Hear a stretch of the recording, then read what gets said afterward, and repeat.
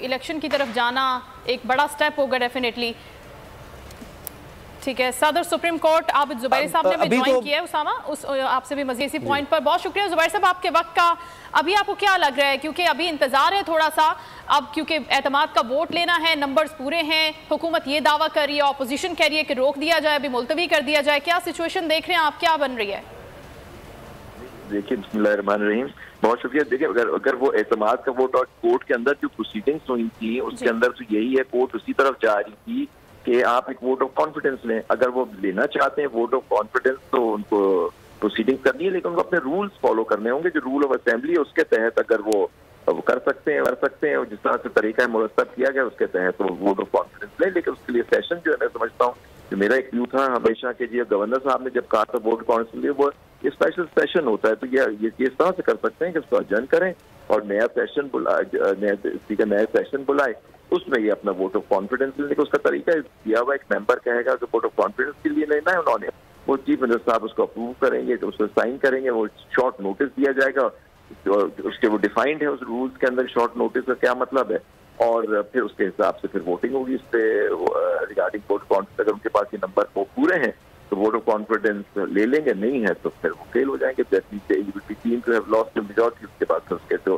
होते हैं चीजें होती हैं, लेकिन जो वोट ऑफ कॉन्फिडेंस ले लिया तो उनकी वो बात अभी तक की जो अदालत की प्रोसीडिंग्स है, अभी तक की जो अदालत की प्रोसीडिंग्स हैं उसके मुताबिक क्या ये पाबंद हैं परवेज इलाही साहब के उनको वोट ऑफ कॉन्फिडेंस लेना है, या फिर उनकी स्वाबदीद पर छोड़ दिया अदालत ने? नहीं, मुझे नहीं मालूम है, अदालत में तो अभी केस चल रहा है कि आज जहाँ तक मेरे इल्म में केस कल से चला गया है, तो अब मतलब उसकी सवाबदीद से तो नहीं छोड़ा गया। देखें तो अभी जो इशू कोर्ट के सामने है वो गवर्नर साहब ने जो वोट ऑफ कॉन्फिडेंस का कहा उनके हिसाब से वो नहीं लिया गया, उन्होंने उनको डी नोटिफाई कर दिया। अब जब कोर्ट ने किया, कोर्ट ने इंटरिम ऑर्डर ये दे दिया था कि जी आप डी नोटिफिकेशन को सस्पेंड किया, इनसे कहा कि आप इस असेंबली तहलील नहीं करेंगे, और फिर उसने कहा कि इस पे हम देखेंगे वोट ऑफ कॉन्फिडेंस। तो देखिए मेरा व्यू है कि वोट ऑफ कॉन्फिडेंस की जो मेन आर्टिकल 130 सब क्लॉज 7 है उसके तहत गवर्नर की सेटिस्फेक्शन होती है। अब सेटिस्फेक्शन की ओपिनियन नहीं होती किसी उन्होंने कहा, उनको उनके पास कोई ऐसी इन्फॉर्मेशन होनी चाहिए जो जिससे वो उनके नतीजे पहुंचे कि ये इनके पास अक्सरियत ही खो चुके हैं असेंबली में, फिर गवर्नर कह सकते हैं उनसे कि आप vote of confidence chief minister से। ये एक कंडीशन प्रेसिडेंट है वोट ऑफ कॉन्फिडेंस के लिए।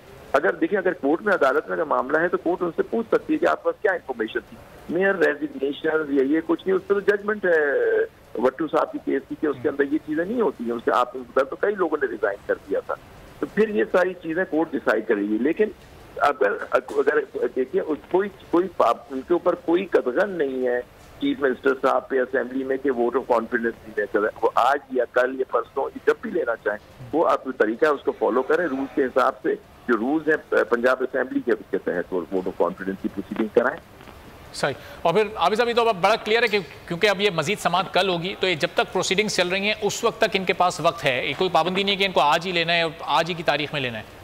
देखिए अगर लेना चाहिए, देखिए ये तो उनके ऊपर है, उनकी सवाबदीद है ना, मतलब कि चीफ मिनिस्टर किसी, देखिए मैं एज चीफ मिनिस्टर हो, कोई भी चीफ मिनिस्टर हो, किसी वक्त भी वोट ऑफ कॉन्फिडेंस की प्रोसीडिंग कर सकता है, खुद भी ले सकते हैं। तो अब यहाँ तो कोई गवर्नर साहब का इशू था, गवर्नर उनसे कहा था वो आज अगर लेना चाहते हैं वो उसका तरीका कहा मुरतब किया उसके तहत, तो आज करें कल करें तो उसका तरीका कहा। और अभी साहब आज अगर ये ले लेते हैं ये एतमाद का वोट, तो फिर उसके बाद कहीं कोई जो कानूनी कदगन है फिर कोई कॉम्प्लिकेशन नहीं होगी इनको असेंबली तहलील करने में, असेंबली को डिसॉल्व करने में? देखिए वोट ऑफ कॉन्फिडेंस ले लेते हैं तो फिर कोई नहीं, देखिए वो अलग प्रोसीडिंग है, वो एक आर्टिकल आ जाता है, उसके तहत गवर्नर पाबंद है चीफ मिनिस्टर की एडवाइस पे कि चीफ मिनिस्टर एडवाइस करेगा तहलील करने के लिए, वो उस पर वो एडवाइस कर सकते हैं। लेकिन यहाँ क्योंकि अब इशू वोट ऑफ कॉन्फिडेंस आ गया था, नो कॉन्फिडेंस जो मोशन थी वो वापस ले ली गई थी, तो अब इनके ऊपर होगा कि वोट ऑफ कॉन्फिडेंस ले लिया तो फिर कोई पाबंदी नहीं होगी इन पे कि वो तहलील करना चाहें असेंबली को अंडर दी कॉन्स्टिट्यूशन की। और फिर ऑपोजिशन के पास क्या लीगल ऑप्शन होगा उसके बाद इनको रोकने का असेंबली की डिसॉल्व करने से? नहीं, वो तो मेरे ख्याल से तो फिर अब उनका इशू ये था, अब इस पे इतनी बहस हुई है, इतने पोलराइजेशन हुई कि वोट ऑफ कॉन्फिडेंस, अब उन्होंने वोट ऑफ कॉन्फिडेंस ले लिया, वो ले लेते हैं वोट ऑफ कॉन्फिडेंस, तो फिर उनकी कोई कानूनी क्या तरीका हो सकता है? तो ओनली वे हो सकता है कि आप उसको चैलेंज करेंगे कि वो तहलील ना करें, लेकिन आईन एक इख्तियार देता है चीफ मिनिस्टर को, कोर्ट्स को भी।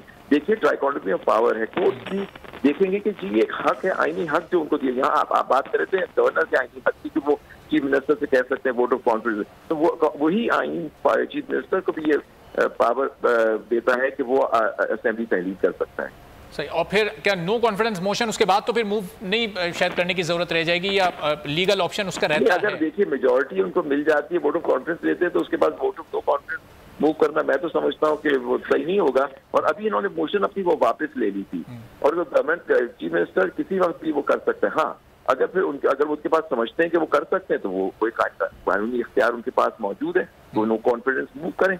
लेकिन जो अगर नो कॉन्फिडेंस मूव हो जाती है, फिर असेंबली फिर चीफ मिनिस्टर एडवाइज नहीं कर सकते गवर्नर को तहलील करने के लिए असेंबली। ठीक है, चलें आबिद जुबैरी साहब साथ ही रहेगा जरा। तो समी साहब, आबिद साहब ने तो बड़ी वाज़ेह सूरत हाल कर दी कि अगर ये आज एतमाद का वोट ले लेते हैं तो उसके बाद फिर अपोजिशन के पास कहीं कोई लीगल ऑप्शन रह नहीं जाएगा इनको रोकने का, फिर ये असेंबलियाँ डिसॉल्व करने में बड़ी आसानी के साथ कोई भी फैसला ले सकते हैं।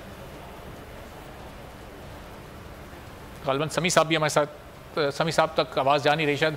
तो उसामा, यही आपकी तरफ मैं सवाल लेकर आता हूँ कि फिर ये तो आज अगर ले लेते हैं एतमाद का वोट, तो फिर जिस तरह शेख रशीद साहब कह रहे थे कि कल परसों जब भी चाहेंगे फिर तो असेंबलियाँ तहलील कर सकते हैं, फिर कहीं कोई कानूनी तौर पर रुकावट मौजूद नहीं होगी।